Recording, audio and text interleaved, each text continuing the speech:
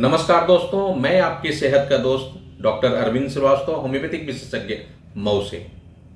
दोस्तों, आजकल परीक्षा का समय आ गया है और अगर आप परीक्षा में सम्मिलित हो रहे हैं या होने वाले हैं या किसी भी तरह के कंपटीशंस की तैयारी कर रहे हैं और कंपटीशन देना है, तो आपके लिए यह वीडियो बहुत ही फायदेमंद होने वाला है। दोस्तों, एग्जाम से घबराहट होना एक बहुत ही स्वाभाविक प्रक्रिया है। एग्जाम में घबराहट क्यों होती है, वो कौन कौन से कारण हैं जिसकी वजह से एग्जाम में घबराहट होती है, और उस घबराहट को बहुत ही आसान तरीके से हम कैसे दूर कर सकते हैं और अच्छी तैयारी के साथ परीक्षा दे करके और अच्छे परिणाम कैसे ला सकते हैं। तो आइए दोस्तों, हम जानते हैं कि घबराहट के मूल कारण क्या है। मन में यह आता है कि मेरी तैयारी अच्छी नहीं हुई है। दूसरा, तैयारी तो मैंने बहुत अच्छा किया है, लेकिन पता नहीं क्या हो जाता है कि जब मैं एग्जाम में जाता हूं, एग्जामिनेशन हॉल में, और जब एग्जाम देने बैठता हूं, उस समय मेरे दिमाग से बिल्कुल सारी चीजें वॉश आउट हो जाती है, कुछ याद ही नहीं रहता है। क्या करूं? तीसरी समस्या ये आती है जब हम दोस्तों मित्रों से अपनी बात करते हैं और वो बताते हैं कि मेरा तो इतना तैयार हो गया, मैं तो इतने चैप्टर पढ़ लिया, इस विषय में ये तैयारी हो गई, हम हतोत्साहित हो जाते हैं कि अरे यार, मेरा तो तैयारी नहीं है, अब मैं क्या करूं? मैं कंसंट्रेट नहीं कर पाता, देर तक मैं बैठ नहीं पा रहा हूं, या जब मैं बैठता हूं पढ़ने के लिए तो तरह तरह की बातें, उलूल जुलूल बातें मेरे दिमाग में आने लगती है और फिर मैं डिस्ट्रैक्ट हो जाता हूं और इधर उधर की बातें सोचने लगता हूं और फिर मैं पढ़ नहीं पाता हूं। पांचवा, नींद अच्छे से नहीं आती।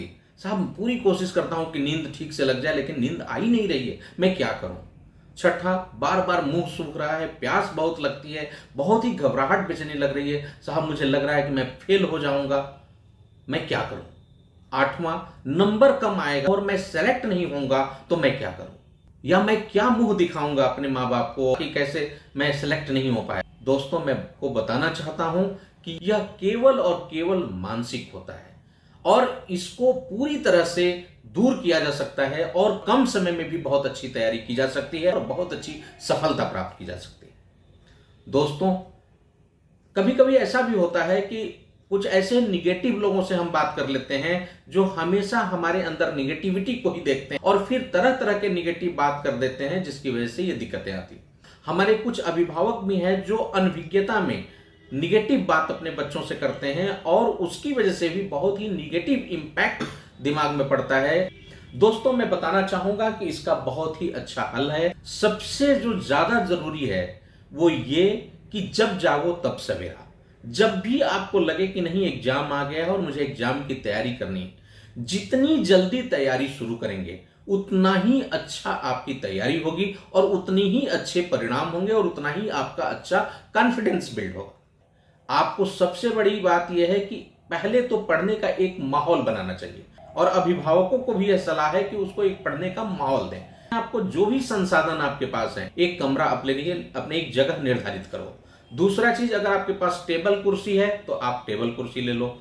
तीसरा चीज, अगर आप मोबाइल, आमतौर पे मोबाइल इस्तेमाल करते हैं या लैपटॉप, टैबलेट अपनी पढ़ाई के लिए कर रहे हो, या आपको लगता है कि जो मटेरियल हमको तैयारी के लिए पढ़ना है, तैयार करना है, वो इसी से तैयार करना है, तब तो आपकी मजबूरी है, आपको उसको इस्तेमाल करना है।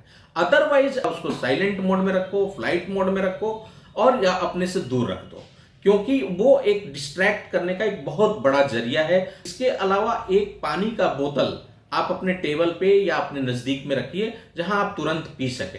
एक अच्छा सा ग्लास होना चाहिए, साफ सुथरा, आप अपने टेबल पे रखिए। ग्लूकॉन डी खरीद लीजिए, रख लीजिए, 2 चम्मच डालिए ग्लास में, पानी डालिए और थोड़ा थोड़ा करके, घूट घूट करके आराम से उसको पीजिए। आपका कंसंट्रेशन भी बढ़िया रहेगा और पानी पीने के लिए तो बार बार आपको उठना नहीं पड़ेगा और उससे आप डिस्ट्रैक्ट नहीं होंगे। पेन अपना पर्याप्त रखिए, मार्कर रखिए, व्हाइट बोर्ड रख लीजिए, जो भी पढ़िए उसका थोड़ा नोट्स बनाइए और अगर समय नहीं है, मार्कर से उसको मार्क कर दीजिए या अंडरलाइन करिए। आप 1 घंटे पढ़े और लगता है कि अब इसके बाद अभी मन नहीं लग रहा है, या 2 घंटे आपने पढ़ लिया और मन नहीं लग रहा है, तो आप थोड़ा सा 10 मिनट के लिए रेस्ट मोड में चले जाइए। आप लेट जाइए, आंखों को बंद करिए और रिकॉल करिए कि आपने जो टॉपिक पढ़ा या जो चीजें पढ़ी वो क्या क्या पढ़ा और क्या क्या चीजें उसमें था। आप देखेंगे कि जो चीज आपने 2 घंटे के अंदर तैयार किया उसको मात्र 5 से 7 मिनट में रिवाइज कर ले जाएंगे एक तरीके से कि मैंने ये चीजें पढ़ा, ये पॉइंट उसमें था। और फिर तब तक आपका मन और शरीर शांत हो गया रहेगा। थोड़ा 5-7 मिनट और आराम कर लीजिए और फिर 10 से 15 मिनट बाद फिर आप उठिए। आप बहुत अपने को रिफ्रेश महसूस करेंगे, तरोताजा महसूस करेंगे और फिर से आप बैठ जाइए पढ़ने के। तैयारी से संबंधित कोई भी चीज है उसको कल पे मत टालिए, जो करना है अभी करना है। आपका कौन कौन सा टॉपिक है और कौन कौन सी चीजें आपको तैयार करनी है, क्योंकि जो कठिन सब्जेक्ट है उसी को लेकर के ज्यादा समस्याएं होती हैं। टाइम टेबल जो बनाइए उसमें ज्यादा समय, विगत 8-10 सालों में कौन कौन से सवाल ज्यादा पूछे गए हैं और जो सवाल ज्यादा पूछे गए हैं अगर उसी की तैयारी आप ज्यादा करते हैं तो ज्यादा बेहतर होगा, बनस्पत इसके कि जो 10-15 सालों में कभी शायद एक बार आया हो, तो जो अब तक नहीं आया वो अभी भी नहीं आने वाला है। रिवीजन इसका जरूर करिए। एग्जामिनेशन हॉल में जब आप जाएं उस समय आपको एग्जाम देने में किन बातों का ध्यान रखना है। एक तो ये ध्यान रखना है कि आप अपने कॉन्फिडेंस को कभी लूज नहीं करना है। पूरी तैयारी के साथ आप गए हैं ये दिमाग में रखना है। पूरी नींद लीजिए, उसके ठीक एक दिन पहले पूरी अच्छे से नींद लीजिए। आपके ब्रेन के अंदर साइंस ऐसा कहता है कि बायो क्लॉक लगा हुआ है। ठीक से सोच के सोएं कि मुझे 6 बजे उठना है, तो आपका बायो क्लॉक ठीक 6 बजे क्लिक करेगा ही करेगा और आपको उठ जाना चाहिए और आप उठ भी सकते हैं। जब आपको पेपर मिल जाए तो आप उसको ठीक से एक बार पूरी सरसरी निगाह से देख लीजिए कि पेपर में क्या क्या चीजें आया है। जो आपको अच्छे से आता है उनको पहले आप टेकअप करिए और जो अच्छे से नहीं आता है उसको फिर आप बाद में टेकअप करिए। दोस्तों, सबसे बड़ी बात यह है कि कभी भी ये दिमाग में रखिए कि आपके जीवन की यह एक छोटी सी सीढ़ी है जिसको आपको पार करना है, फिर इससे और ऊंची पार करनी है, फिर इससे ऊंची और पार करनी है।